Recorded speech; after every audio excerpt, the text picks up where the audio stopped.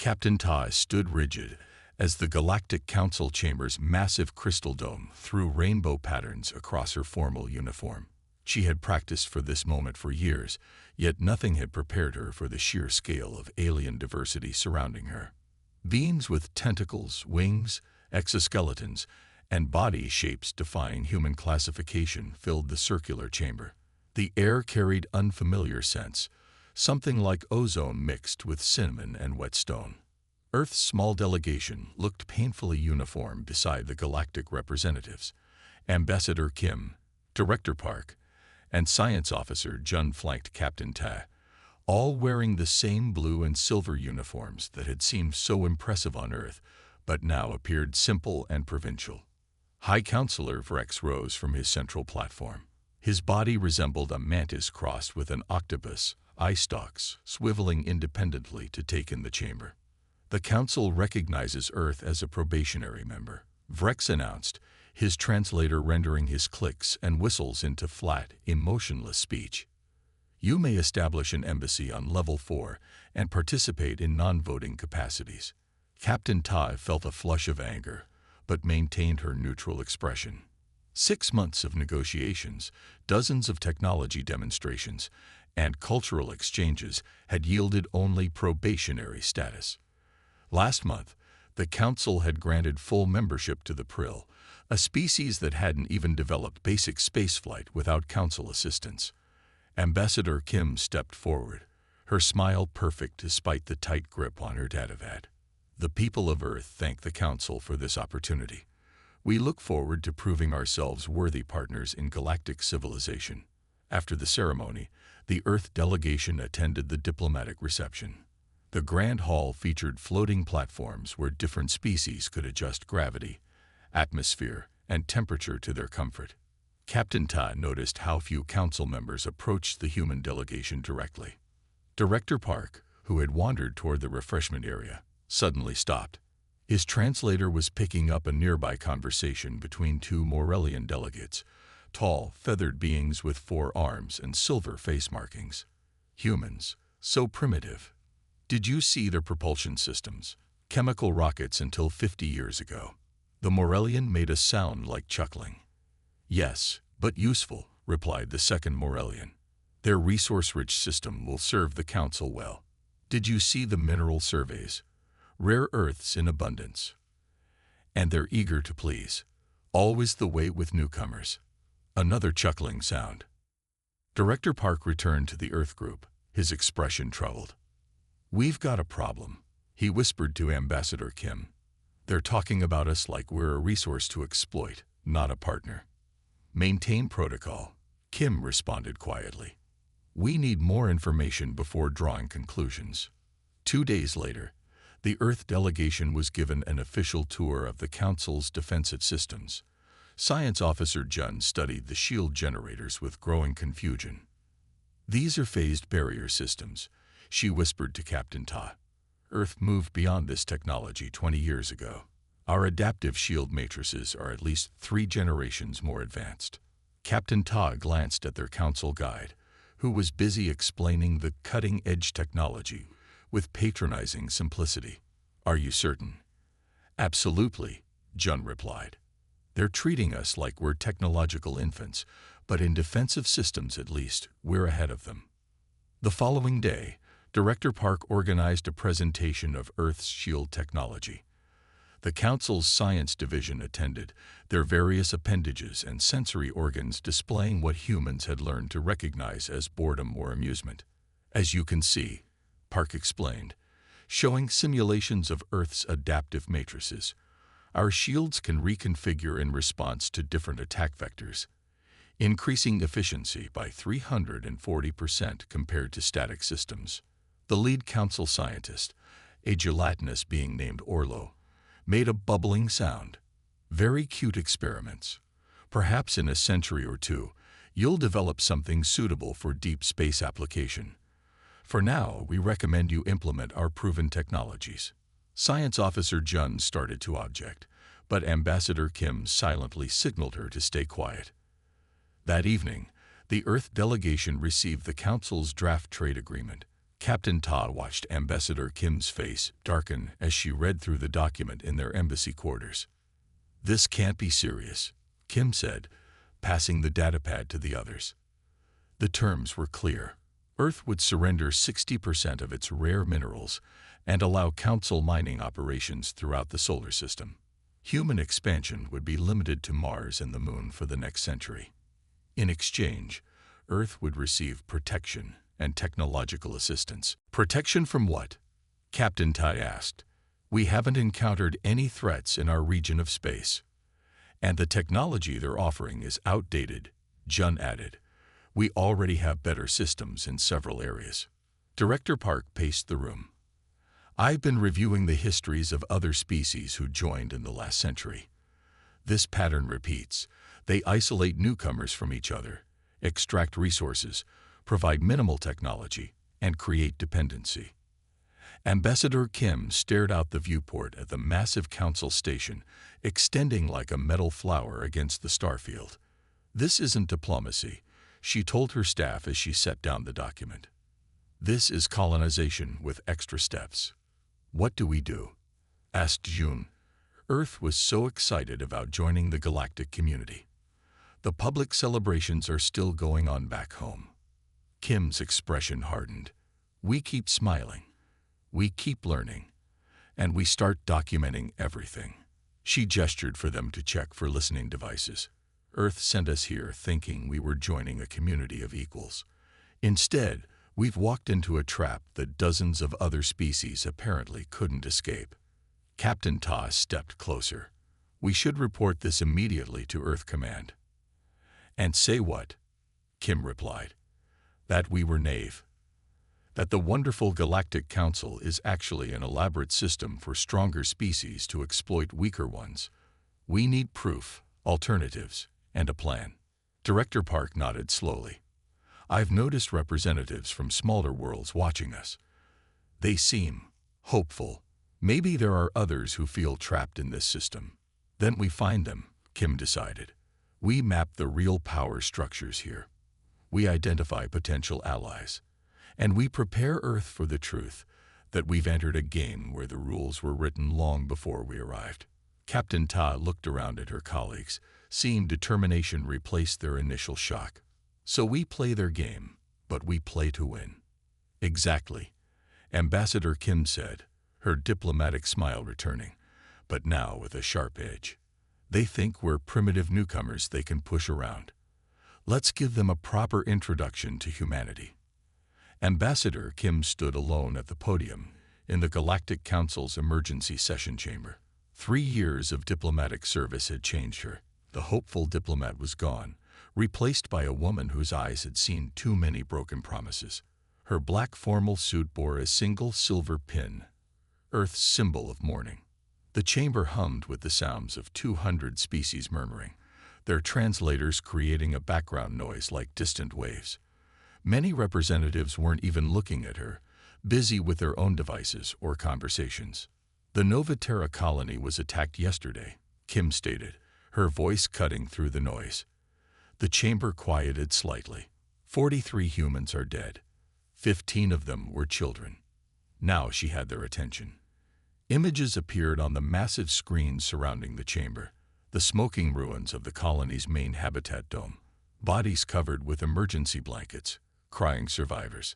"We have evidence the Drelvan Mining Consortium was responsible," Kim continued, her voice steady despite her fury. "Their ships were detected entering and leaving the system.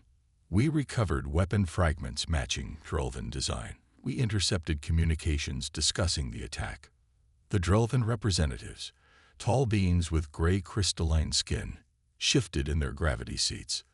Their spokesperson stood. These accusations are baseless. Perhaps the humans destroyed their own colony for sympathy, or local criminals were responsible." High Counselor Vrex, now in his 4th term leading the council, waved a dismissive limb. His eye stalks barely focused on Kim. "Unfortunate, but insufficient evidence exists to warrant investigation. The council cannot involve itself in every minor border dispute." "Minor." Kim's voice remained controlled, but her hands gripped the podium tightly. 43 people are dead. We have provided substantial evidence, evidence which could easily be fabricated, the Drelvan spokesperson added. Kim looked around the chamber, seeing the familiar faces of representatives she had worked with for years. Most avoided her gaze. A few smaller species watched with sympathy but remained silent. 3 times in the past year, Earth has requested assistance with unauthorized mining operations in our territory. 3 times the Council has ignored us. Now our people are dead. Vrex's eye stalks drooped in what humans had learned was an expression of boredom. The Council acknowledges Earth's concerns but finds no basis for action. This session is concluded. Kim stood at the podium as representatives filed out. Only Tular, the Altheran representative, approached her.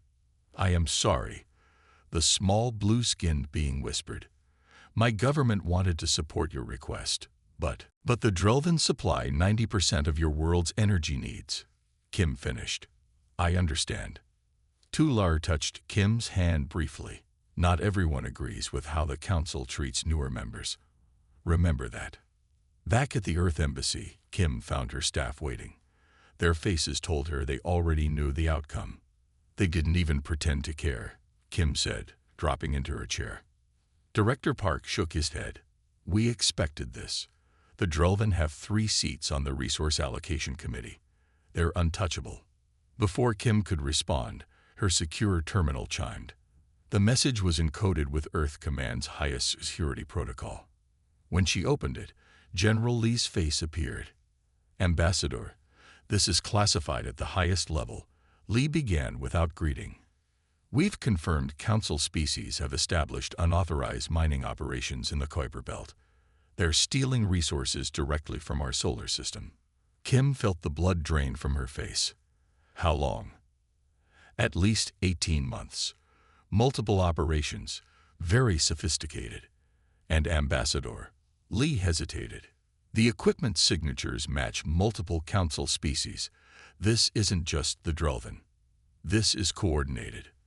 After the call ended, Kim sat in silence with her team. "They're stealing from us while denying us protection," Jun, now the embassy's chief science officer, summarized. "And they just murdered colonists who probably discovered another illegal operation." "This changes everything," Park said quietly. Within days, Earth's unified government convened an emergency session. The Grand Assembly Hall in New Geneva was filled to capacity, with representatives from every Earth nation and colony. Security was unprecedented. No alien technology was permitted inside. Human-made jammers blocked all potential surveillance. President Choi, a tall woman with steel-gray hair, addressed the delegates from the central platform. Behind her, the wall displayed images from Novaterra alongside data on the Kuiper Belt mining operations. "For 3 years, we've attempted good faith diplomacy," Choi said, her voice echoing through the hall. "We have abided by every regulation, paid every fee, and followed every restriction. And what has it gotten us? The Council sees us only as resources to exploit." Murmurs spread through the assembly. Ambassador Kim and her team have compiled a comprehensive report on our relations with the Galactic Council. Choi continued. "I warn you, it is not pleasant reading." Director Park took the platform next, displaying charts and evidence gathered over 3 years, resource quotas that only increased, technology exchanges that provided Earth with outdated systems, defensive treaties that were never honored. "The data suggests Earth is not being integrated into the galactic community," Park explained. "We are being systematically exploited and constrained, like dozens of species before us. The difference is, we recognize the pattern early." The debate raged for hours. Some argued for patience, for working within the system. Others demanded immediate military action. The Novaterra families testified, their grief turning many opinions. General Lee presented Earth's military assessment. "We cannot win a direct conflict with the Council, but we have options they may not expect." As the 16th hour of debate approached, President Choi called for the final vote. "We face a critical choice in Earth's history," she said. continue a relationship that grows more exploitative each year, or take a different path. A path no species has attempted in the recorded history of the Council. The voting was electronic and anonymous. The massive display showed the tallying numbers in real time. When it finished, the hall fell silent. President Choi read the result with a firm voice. Motion to withdraw from the Galactic Council. Passed. Ambassador Kim watched from her position near the platform. A strange mix of dread and relief filled her. No species had ever voluntarily left the Council. The consequences were unknown. As delegates began discussing implementation, Kim's private communicator buzzed.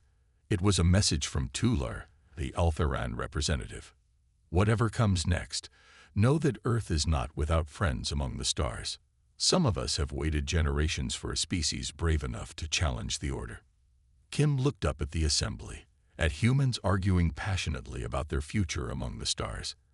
For the first time in 3 years, she felt something like hope. The breaking point had arrived. Now they would see what humanity was truly made of. The council chambers fell silent as Ambassador Kim walked to the central speaking platform. Her footsteps echoed in the cavernous space. She wore no translator device, a subtle insult that meant the council's translation systems would need to work to understand her. "I come before this body one final time," Kim said, her voice clear and unwavering. "By unanimous vote of Earth's unified government, I am authorized to deliver formal notice of our complete withdrawal from the Galactic Council and all associated treaties, effective immediately."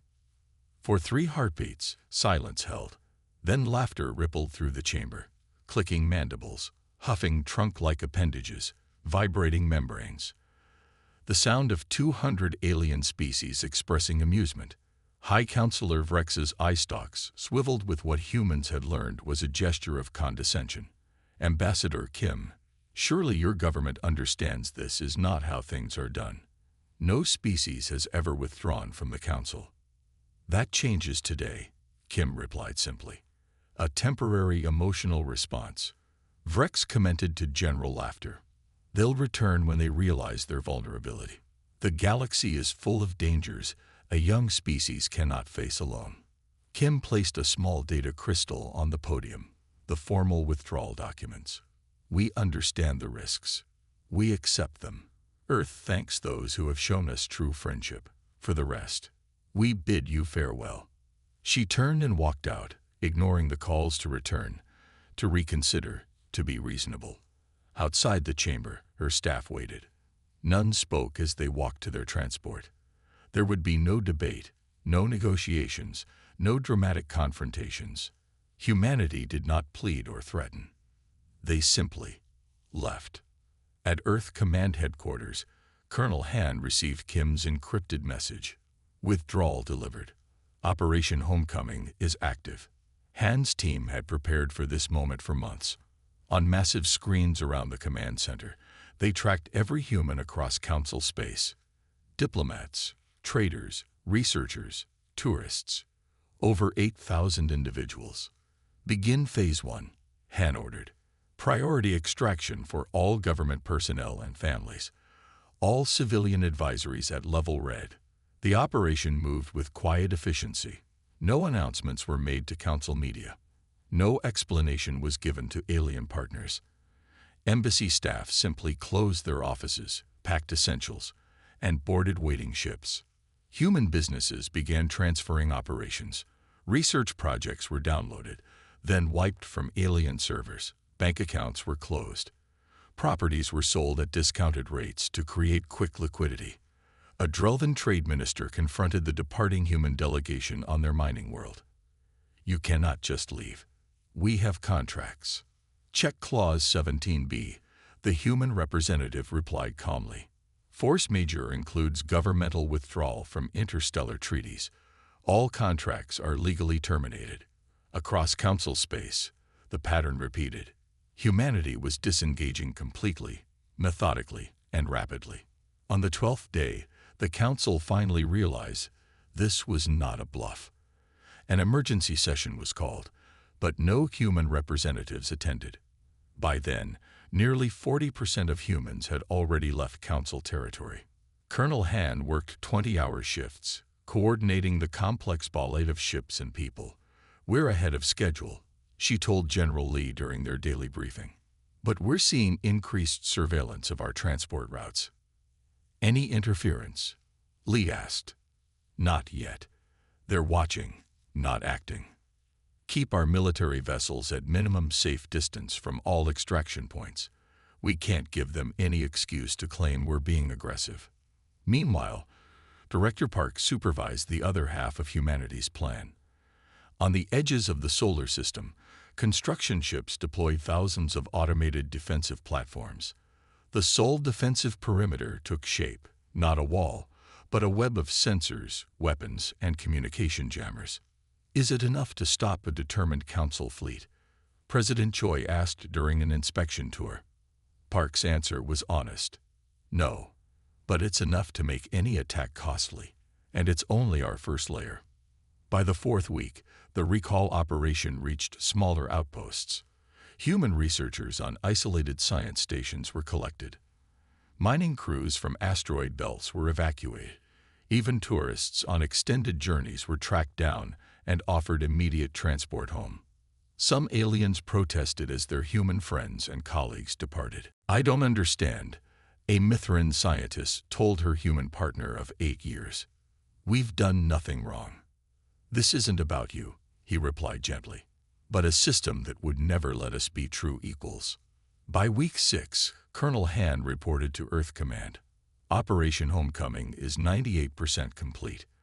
Remaining 2% are individuals who have chosen to stay in Council space for personal reasons. All have signed waivers acknowledging they do so as private citizens without diplomatic protection." Earth went silent. All communication channels with Council species closed. Trade beacons shut down. Navigation aids went dark. The diplomatic hotline that had operated continuously for 3 years stopped transmitting. For 2 weeks, nothing happened. Council species seemed to expect humanity would realize their mistake and re-establish contact. Then, on Galactic Standard Day 458, the Morellian luxury liner Celestial Whisper approached the Jupiter checkpoint, a standard trade route they had used dozens of times. Instead of the usual human customs officers, they found only automated beacons broadcasting a simple message in all major Council languages. "Sol system closed to Council traffic. Unauthorized entry will be considered hostile action." The Morellian captain sent messages requesting clarification. The beacons repeated the same warning.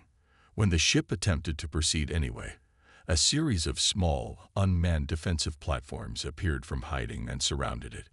The Morellian vessel retreated. News spread quickly. Earth, it seemed, was serious about isolation. 2 months passed. On the Council capital world, the first signs of trouble appeared in an unexpected place. Fashion. The Morellian textile industry, famous for luxury fabrics across the galaxy, began missing deliveries. Their designers had built their reputation on garments incorporating human cotton, a simple plant fiber that, for reasons of galactic chemistry, no other world had managed to replicate successfully. Without warning, the supply had vanished. Warehouse stocks dwindled. Knockoff substitutes failed to match the quality. Within weeks, the industry collapsed, thousands lost their jobs, and Morellian economic indexes dropped sharply. Then the Drelvan energy grid began experiencing cascading failures. Their fusion plants, powered by technology they had claimed was far beyond human understanding, started breaking down one by one. It emerged that for the past 2 years, the Drelvans had outsourced maintenance to human contractors, drawn by their lower costs and reputation for solving problems. Those contractors were gone. The Drelvan engineers, having grown dependent on human fixes, struggled to maintain the systems. Brownouts spread across their major cities. In the council chambers, the laughter had stopped. Vrex called an emergency session. But this time, his eye stalks were rigid with concern. "It appears," he said carefully, "that we may have underestimated the consequences of Earth's departure. From the safety of Sol system, Humanity watched and waited. They had made no threats, launched no attacks. They had simply walked away. And somehow, that was proving more devastating than any weapon. "This is unacceptable," roared Councillor Xath, slamming all four of his massive fists onto the polished council table. The impact sent cracks spreading through the stone surface. The Talgaran councillor's red scales flared with anger as he towered over the other representatives. 6 months had passed since Earth's departure. What had begun as isolated problems had cascaded into a crisis affecting dozens of worlds. "Another processing hub has failed in the 7th sector," reported the Drelvan minister, his crystalline face showing no emotion despite the gravity of his words. "That's 38 major systems experiencing critical failures across council space." The council chamber, once a place of orderly debate, had become a scene of barely controlled chaos. Representatives argued openly. Accusatory appendages pointed in all directions. The truth was emerging slowly, painfully. Human innovations had quietly become essential to dozens of critical systems. Their primitive solutions had been integrated throughout council infrastructure, often without acknowledgement. "How did we become so dependent on a species we barely tolerated?" asked a Morellian representative, her feathers drooping in distress. The answer was simple, but hard to admit. Humans, finding themselves blocked from the highest levels of council technology, had focused on improving existing systems. Their workarounds proved so efficient that many council worlds had adopted them without truly understanding how they worked. Now those worlds were paying the price. The Galactic Financial Network, which processed trillions in transactions daily, was operating at 60% capacity after losing human-designed security protocols. 3 major medical facilities had lost access to diagnostic systems developed by human researchers. Transport networks were experiencing delays as routing algorithms failed. "We should never have allowed them to leave," muttered Vrex, whose leadership was increasingly questioned. Councillor Xath turned on him. "You mocked them. You all did. The emotional humans who would come crawling back within weeks. It's been 6 months." On the outer edges of Altheran space, Admiral June floated in the observation bubble of Earth's hidden monitoring station. The facility was technically in neutral territory, but provided an excellent vantage point for intercepting council communications. "They're panicking," she reported to President Choi via quantum-encrypted channel. The president's hologram nodded as Admiral June continued. 3 factions have formed in the council. One wants to apologize and negotiate our return. One wants to attack us militarily, and one is just blaming everyone else." "Which faction is winning?"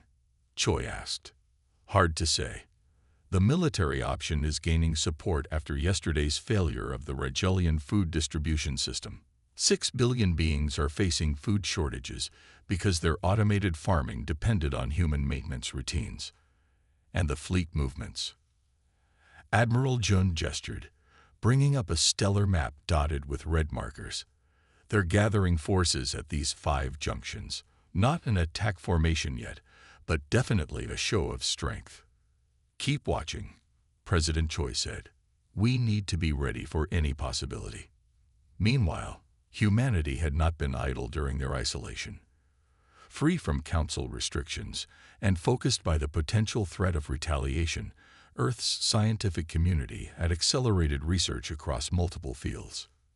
In a vast underground complex beneath the Pacific Ocean, Dr. Yoon led the largest research initiative in human history.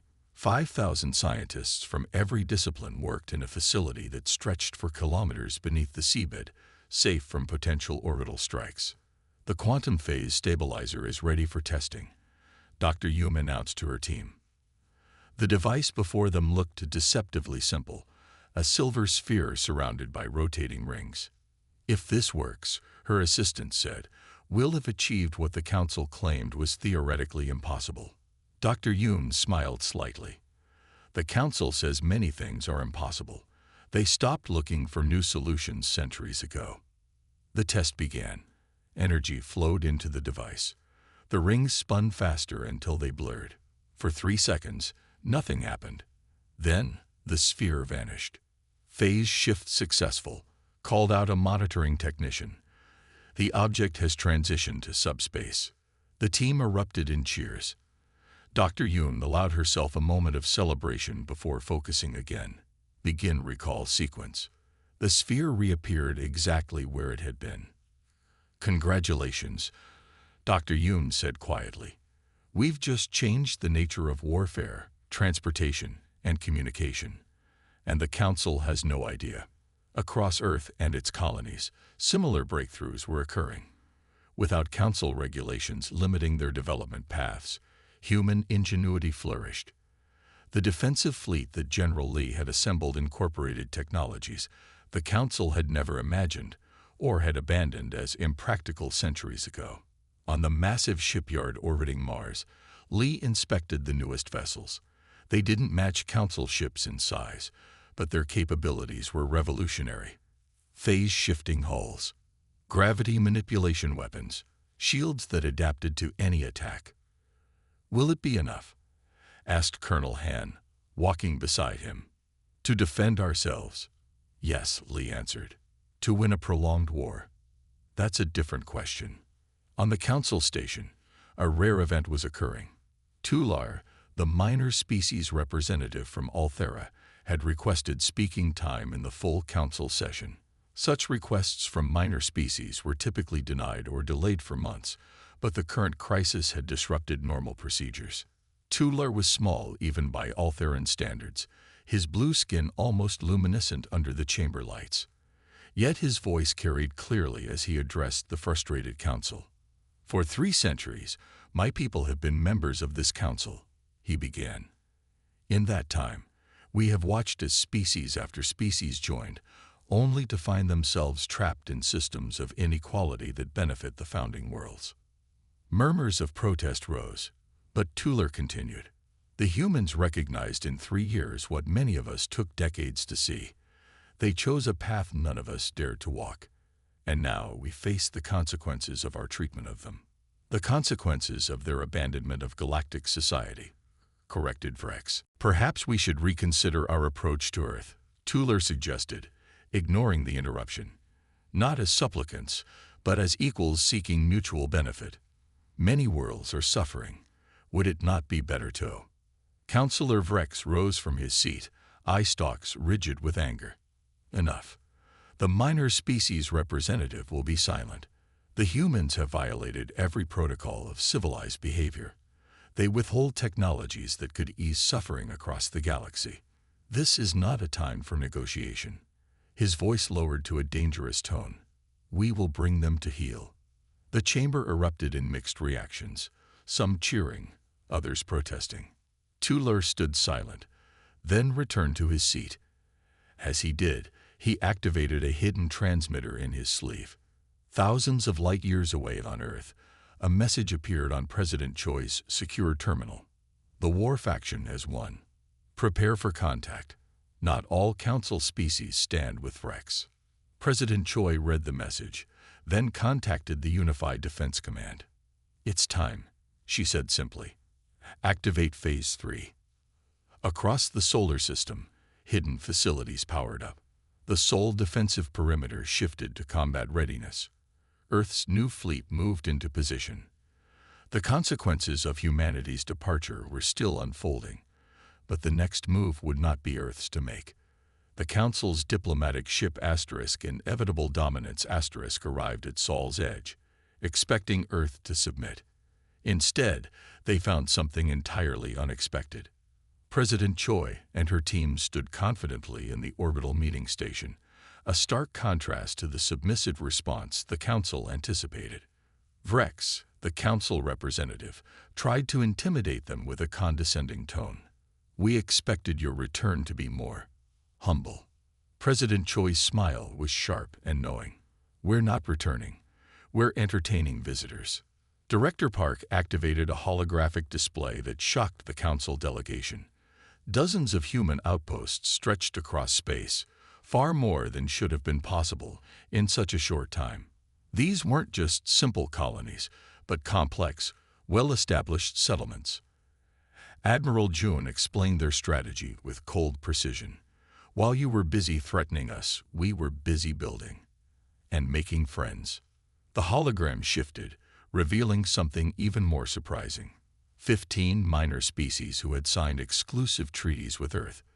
These were species the Council had long ignored or controlled, now standing proudly beside humanity. You need us more than we need you, President Choi declared. But we are willing to establish limited trade and knowledge exchange, as equals, not subjects.